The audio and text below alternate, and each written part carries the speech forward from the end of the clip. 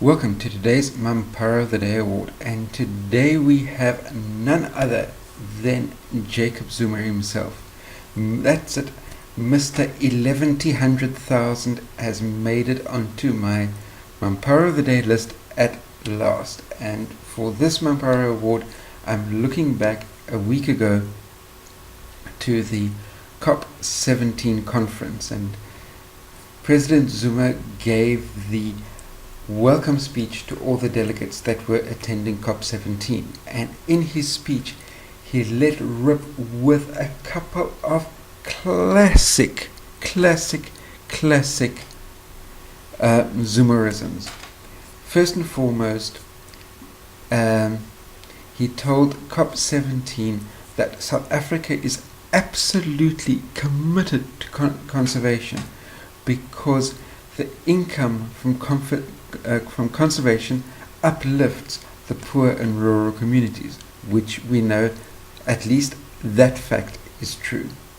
Then he further said that as a result of South Africa's stellar work in the realm of conservation, the populations of rhino and elephant amongst others are growing in a healthy way, and South Africa's stellar conservation works has pulled these species back from the borderline extinction. Now, let's just unpack that statement for a moment. This past, so far for 2016, more rhino and more elephant have been poached, have been killed for rhino horn and ivory than any other year in history. Yet Mr.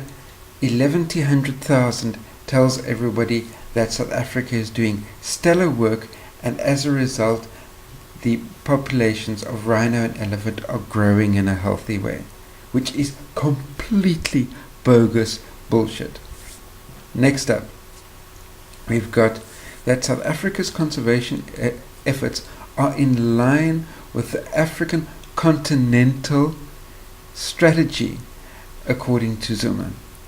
And we know very well how well this African continental strategy has worked across countries like Zimbabwe and further north into Malawi, Zambia, etc., where populations of rhino, elephant and other critically endangered species have been absolutely decimated. So we know this has been happening already.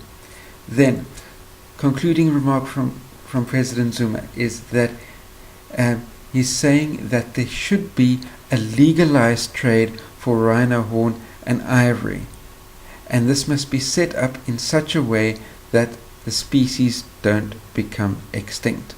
Now, bearing in mind that the world's biggest importers of both